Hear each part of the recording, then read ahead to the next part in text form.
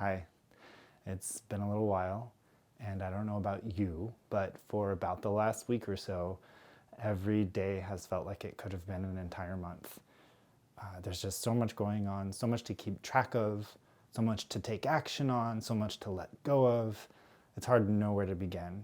And I hope that in your life, you are finding room for staying grounded and focusing on being kind, compassionate, present, and doing what you can. I wanted to take this opportunity, even though we've been working on a lot of other things at Town Hall for Fermata, many of which are just about to come to fruition, and I can't wait for you to see them. But I thought this would be a good little break for me to tell you about one of the projects I've been working on for the last few months, many months, most of the months of the pandemic, which is very important to me and has really affected how I've been working this year and how I've thought about this residency. It's called the Musical Journal, and it's a response to the pandemic, which was commissioned by the Protostar group. Gary Poon reached out to me a couple of years ago about another project, and we were working on exactly what that would be when the pandemic and the lockdowns really began in the United States. And it just felt right to do something more responsive to the moment rather than planning too far in advance. So the Musical Journal is exactly that. I have a period of time during which I do musical entries. And each of those lives on its own as its own piece and is also tied to the journal as a collection, which is still in progress. I'm still working on the Musical Journal through the fall. Right now I've got, an hour and a half of music or so, and it's all recorded with just one cello over and over again, multi-track compositions. You've seen some of those in the videos we've shared in Fermata so far.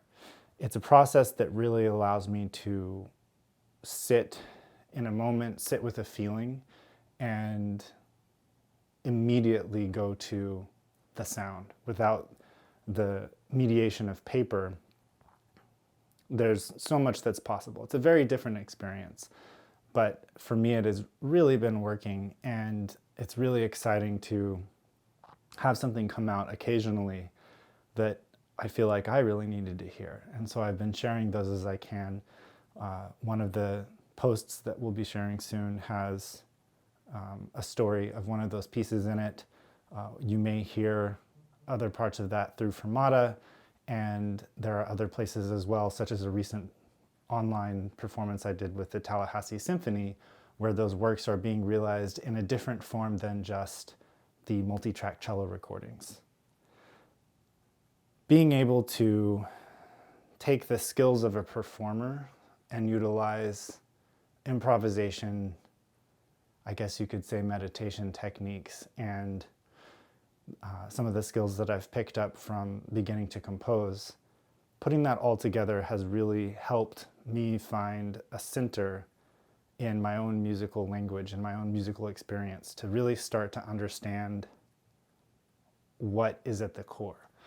I'm still not great at articulating that, but it's starting to be recognizable in the music that I write, and that's then coming out from the core and affecting the other decisions that I make about how I spend my time creatively, what sorts of artists I'll be collaborating with, what endeavors I should really throw everything into, and which projects I can let go of.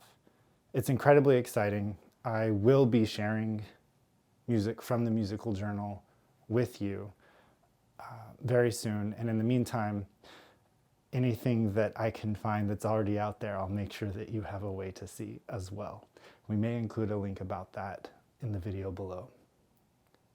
I hope you are staying healthy and finding things to do that both honor the moment we're in, but also bring hope for the future. And there will be more vlogs to come soon. As you may be able to tell, I'm using slightly fancier equipment now. So that's fun. And there's a lot more to share over the next month or so. So buckle up and buckle up and be ready for some meaningful musical statements from wonderful musicians. Thank you.